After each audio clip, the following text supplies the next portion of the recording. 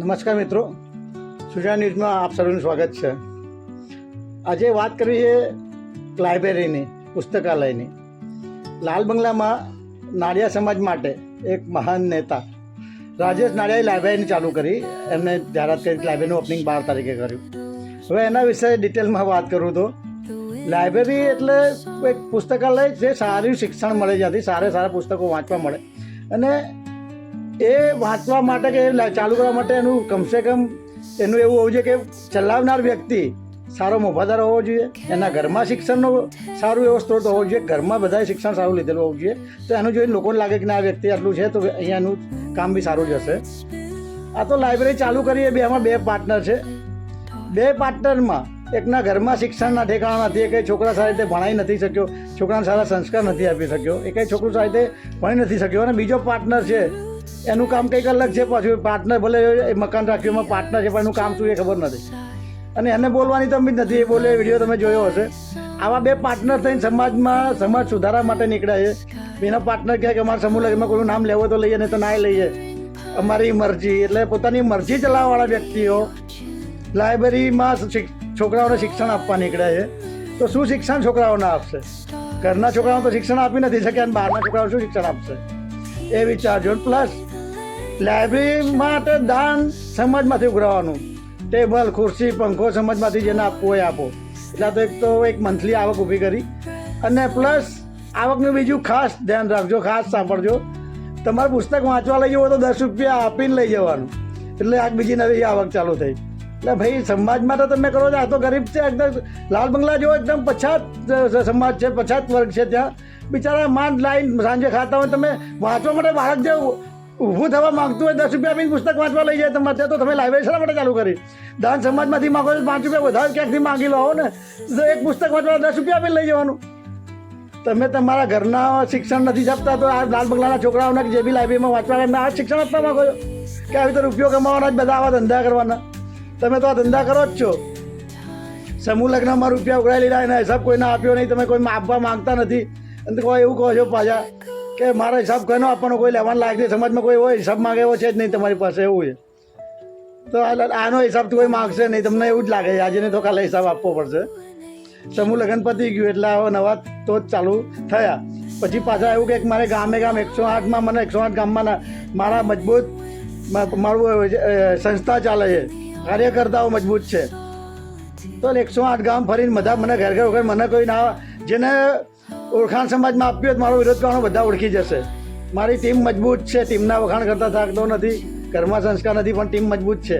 તો 108 ગામ ઓળખતા તે હમણાં અડધો કલાકની લાઈવ જે 12 કલાકથી વધુ ટાઈમથી તે પોસ્ટ મૂકેલી કે હું લાઈવ 8 વાગે આવવાનો છું. 8 વાગે લાઈવ આવી ગયો. મેં મારા મિત્રોને કહેલું કે લાઈવમાં કંઈક સારું કરશે, સાંભળજો, કદાચ સમાજનો કંઈક હિસાબ આપશે. આ તો એ પોઈન્ટ પર તો કંઈ બોલ્યો જ નથી. પોતપોતાનું જે અવરચંદ નહીં કરે રાખી, એમાં શું બોલ્યો ખબર નહીં. અને સાંભળવાળા બી કોઈ નહોતા. 2-3 જણા મારા મિત્રો હતા, અને બીજા 2-3 જણા 5-6 જણથી કોઈ હતું નહીં. જે માણસ અડધો કલાક સ્પીચ આપે છે, ગુજરાત લેવલની સંસ્થા હોય, આટલું મોટું નામ તું જો તારા હિસાબે તું કહેતો હોય તો આટલું મોટું નામ હોય તો કમસે કમ 25-50 માણસ તો ઓનલાઈન હોવા જોઈએ કે ના હોવા જોઈએ? લાખો ફોલોવર કહે તારા 5000થી વધારે ફોલોવર હોય તો 25-50 માણસો બી ઓનલાઈન નતા. તારા 12 કલાકથી વધારે સમયથી ઓનલાઈન મૂકેલું તોય તને સાંભળવાનું કોઈ ઇન્ટરેસ્ટ નથી. ટૂંકમાં સમૂહ લગ્ન તો એવા લોકો એમ કદાચ કહેતા હોય લોકો 25-30 કપલ કેમ થયા, 23 કપલ કેમ થયા. તો લોકોને તો અત્યારે સમાજને એવું છે કે ત્યાંથી કોઈ દાન આવતું હોય, મફતમાં મળતું હોય. સમાજ મારો બહુ પછાત છે, એટલે ક્યાંકથી મળતું હોય તો સમૂહ લગ્ન એટલા જોડાય છે. હમણાં કડીમાં નવી જ ટીમે સમૂહ લગ્ન કર્યા તો એ 9 કપલ થઈ ગયા એમને. એટલે બહુ મોટી વસ્તુ નથી સમૂહ લગ્ન કરવા. અને કરીને બતાવ્યું કડીવાળાએ કે સમૂહ લગ્ન કરવા બહુ મોટી વસ્તુ નથી. એ સમૂહ લગ્ન પૂરતો જ 40 ભાઈ, અને દાન ગમે ત્યાંથી આવે, હિસાબ તો નથી જ આપતો. એટલે સમૂહ લગ્ન કરવાથી કંઈ મોટા થઈ જાય, બધા સમાજ મને સપોર્ટ કરે, સમાજ મારી સાથે, એ કહેવું યોગ્ય નથી. હાલ તમે 50-50 કે 100 રૂપિયાની વસ્તુ વેચવા ઉભા છો ને, તો એ સમાજ કે એ નહીં જોવા કોણ વેચવાવાળું છે, કે એને ઓળખે છે કે નહીં, એ તો લેવા આવશે જ. એ હમણાં 2 દિવસ પહેલાં કપડાનો કાર્યક્રમ તે કર્યો તો કોઈક ભાઈ આપવા આવેલા ને તે ફોટા પડાયા હતા, એ જોયું. ત્યાં બધા આવશે જ નહીં, તેની જગ્યાએ તું ના હોત ને બીજો કોઈ હોત તોય લોકો આવે જ. સમૂહ લગ્નમાં લોકો એટલા જોડાય છે કે એક સંસ્થામાં ખર્ચો ઓછો થાય અને લોકો સામે સારી છાપ પડે, ખર્ચો ઓછો થાય. અને દીકરીને તો અમે એ સમાજ પછાત છે, દીકરીને ઘણું બધું આપવાનું, કરિયાવર આપવાનું થાય છે. ત્યાંથી દાન આવ્યું હોય દીકરીને પાછું આપવાનું કદાચ એટલું ઓછું ભારણ રહે મા બાપના, દીકરીના મા બાપના નામે, એટલે લોકો જોડાય છે. સમૂહ લગ્નમાં કંઈ તારો ચહેરો જોવા માટે લોકો જોડાતા નથી, અને અમુક લોકો જે જોડાય છે એમ કે સમાજને કંઈક સારી મેસેજ જાય એના માટે સમૂહ લગ્નમાં જોડાય છે. તને સ્પેશિયલ ઓળખે, તારા માટે સ્પેશિયલ જોડાય તો ભૂલી જજે. અને આટલા વર્ષોથી થાય છે એટલે 23 કપલ કરવા બહુ મોટી વસ્તુ નથી. બધા જાણી ગયા છે, બધા એક વાયા ખબર પડી છે. અને પાછી પ્લસ પોઈન્ટ તને આ વખતે 23 કપલ એટલા માટે થયા છે કે પહેલાં જ ભાઈ આ વખતે સમૂહ લગ્ન કર્યા નથી, એટલે બેનિફિટ તને એ મળી ગયું. એ માણસ તો કદાચ ગમે તે કારણથી આ વખતે નથી કર્યા, પણ એનું બેનિફિટ તે ઉઠાવ્યું છે. અને સમૂહ લગ્નમાં બી 2 ભાગ પડ્યા છે. એ બી તે પાડ્યા છે કે સમૂહ લગ્નમાં પહેલાં 1 રૂપિયાની જાહેરાત કરી હતી, ત્યારે જ્યારે જોટાણામાં ગઈ ત્યારે 1 રૂપિયામાં સમૂહ લગ્ન કરીશ.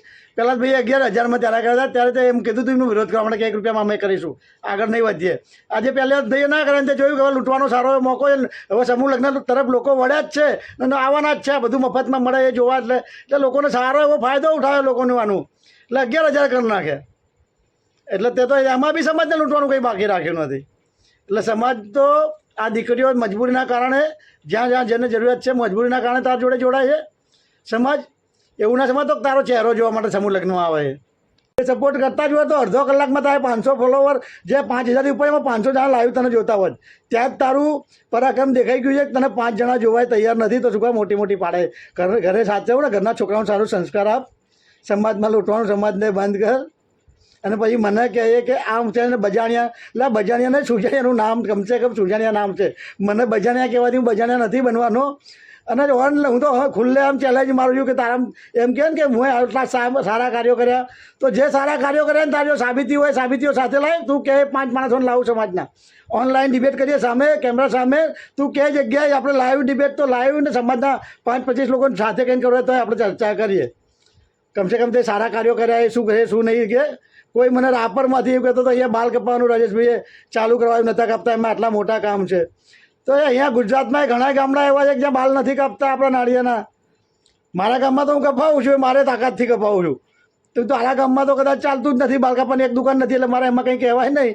પણ ઘણા એવા ગામડા છે, હું લઈ જાઉં તને ચાલ, કે ત્યાં બાલ નથી કાપતા, તે રાપરમાં બાલ કાપવાનું ચાલુ કરે. તો આપણા ગુજરાતમાં નજીકમાં ગામડા છે જે એકદમ નજીક છે, એના ત્યાં તો બાલ કાપવાનું ચાલુ કરે, હું લઈ જાઉં. એ ચેલેન્જ આપું છું તને. અને મારો વાળ બી કોઈ વાંકો નહીં કાઢો. તારા કહેવાથી, તમારા કોઈ કહેવાથી, ભડકાવું ભાષણ કરવાથી કોઈ બી કહેશે તો મને કોઈ ફરક પડવાનો નથી. મારે કોઈ કશું ઉખાડી નહીં લેવાનું. શોર્ટમાં સમજી જશે. હું લખું છું, બોલું છું ને બોલતો રહીશ. તે ગમે એટલા પુસ્તકો વાંચ્યા ને ગમે એટલું ભણ્યો હોય, કદાચ હું કશું નહીં ભણ્યો હોય, બરાબર, પણ મને જેટલું બોલતા આવડે એટલું બોલીશ. અને સમાજને જે અંધભક્તો છે એને કોઈ ફરક નથી પડવાનો. એ લાકડી હાથમાં આપીને સાપ છે પકડો એમ કહેવાય તો સાપ માનશે, સાપ આપીને લાકડી તોય માનશે. તારા પેલા પોપટના જેમ ભણાયેલા તો એટલું જ બોલશે, એને કોઈ ફરક નથી પડતો સમાજ શું કે શું નહીં. તને કોઈ ફરક નથી પડતો, તો તમને ફરક નહીં પડવાનો કંઈ. પણ જ્યારે આજે નહીં તો કાલ સમાજ જાગૃત થશે અને એનું રિઝલ્ટ તને 100% દેખાશે. અત્યારે જ 2 બાકડો થઈ ગયો છે બોલવામાં, અડધો કલાકમાં કેવું તે બોલ્યો છે, ભાષણ કેવું આલ્યું બધાને ખબર જ છે. અને કેટલા તને લાઈવ જોતા હતા એ ખબર છે, એટલે માપમાં રહી જશે.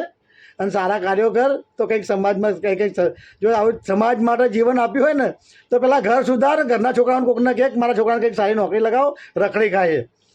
તારું ને તારા છોકરાનું સારું કરવા માટે તો માતાજીને તું નથી માનતો, તારી મિસિસના બિચારાને દશામાં જોડે બાજીજી કરવી પડે, દશામાના વ્રત રાખવા પડે કે મારો પતિ સારા સદબુદ્ધિ આવે તોય નહીં આવતી. બાળકોને તો તું તારે સાચવવાનું, માતાજી ક્યાં સાચવવાના? જેને બાપ પોતે નથી અને સાચવી એક તો માતાજી બિચારા શું કરી લેવાના? તો તારા માટે માતાજી નહીં, તારા પત્ની પોતે તો ઘરમાં એમ નહીં કે માતાજી જેવું છે નહીં, આ બધી પૂજાપાઠ બંધ કરી દો. માતાજી ઘરમાં જે મંદિર છે, ઘરમાં જે ગણપતિ દોરાય છે ભૂસાઈ નાખ, અને ઘરમાં મંદિર છે એને નહીં રાખવાનું. આપણે તું તો માતાજી માનતો નથી, તો માતાજી કહે કે માતાજી જોડે કંઈ ના માગીશ, તારા મિસિસને બી કહી દે. આપણે તારું ઘર ચલાવવા માટે જ્યાં લૂંટાતો હોય લૂંટાઈશ, પણ ફરક 100% પડશે. તારા જેટલા બી સમાજમાં દાતાઓ હશે, જેની આંખો ખુલશે ત્યાંથી દાણાવાનું બંધ થઈ જશે. સારું કરે, હજુ બી કહું છું સુધરી જા, સારો કાર્ય કરજે, સમાજને હિસાબ આપીને કર. તું તારો હિસાબ ખુલ્લે આમ કહું છું કે 12 મહિના રખડતો હોય ને તાપમાં લોકો કંઈક રખાય છે તો 2 પૈસા ખાય. હું કહું છું તને ખુલ્લે આમ, તને કોઈ કહેવા હોય કે હું કહું છું તું તાર દર મહિનાના 10,000 કે 15,000 પગાર ગણી લે અને ખર્ચો સમૂહ લગ્નના પૈસામાંથી ગણ. તને કોઈ તોય લોકો સારું કહે છે કે ભાઈ રખડે છે તો પગાર ગણે. પગાર લાગતું થાય કમસે કમ 1,00,000 1.5 લાખ ગણ ને પગાર લખતું, બાકીનો હિસાબ તો આપ કમસે કમ. કે આટલા આવ્યા હતા નુકસાનમાં આવત હોય કે બીજું ઘણું અમે જોડે રહીને કરવાઈશું કે ભાઈ આને ભાઈ ઘર ચલાવવા માટે જોશે. આના બાળકો બિચારા ભણાય નથી, રખડી ખાય છે, ઘર ચલાવવા નથી, ફાંફા પડે છે. તો ભાઈ એનો પગાર તરીકે બીજા મિત્રોને કહીશ ને ક્યાંકથી ઉઘરાણું કરી આપીશું, પણ લખતો ખરો તો આ 1.5 લાખ પગાર લખતર, અને એને ઓછો પડતો હોય તો એ કહે છે કે આટલો પગાર ઓછો પડે છે મને. બાકી સમાજમાં નામ જ કમાવું છે ને પૈસા ભેગા કરવા એને કોઈને હિસાબ નહીં આપવાનો. લે ભાગુ કંપનીઓ ચલાવી છે, જે કંપની પહેલાં ચલાવી હતી લે ભાગુ કેટલા રૂપિયાનું કરી નાખ્યું હતું. વેલફેર સંસ્થા ચાલુ કરી હતી ત્યારે કોર પાર્ટનર હતું, અને કઈ રીતે સંસ્થા ચાલુ કરી હતી ને કેટલા રૂપિયાનું કરી ફૂલેકું ફેરવ્યું હતું, ને ક્યાંથી કઈ રીતે સેટિંગ કર્યું હતું, કોણ પાર્ટનર હતું, ને ક્યાંથી ક્યાં જતા રહ્યા, કોના રાજીનામા લીધા ને કોણે પાછા જોઈન્ટ કર્યું, બધી માહિતી મારી પાસે છે. એક સબૂત છે, એમને નથી બોલતો સુજાણિયા. એટલે કદાચ બધાને ભેગા થવું હોય ને તો કહી આપજો, બધાને સાથે આવવા તૈયાર, બધાને સામે જવાબ આપીશ, પ્રૂફ સાથે આપીશ. તો આરામાં તાકાત હોય તો ચેલેન્જ મારું છું. તું કહેતો સમાજ સામે તો 5-25 સમાજના ભેગા કરું, એની સામે બોલવા આવી જા, કેમેરા ચાલુ રહેશે. અને ઓનલાઈન કરવું હોય તો એકલો ઇન્ટરવ્યૂ આપ, સમાજને બધા સાથે લઈશું આપણે ઓનલાઈન. જેના સવાલો આવે એના જવાબ આપજે. તાકાત હોય તો ચેલેન્જ સ્વીકારજે, હું ચેલેન્જ ખુલ્લે એમ આપું છું. જય માતાજી, જય સમાજ.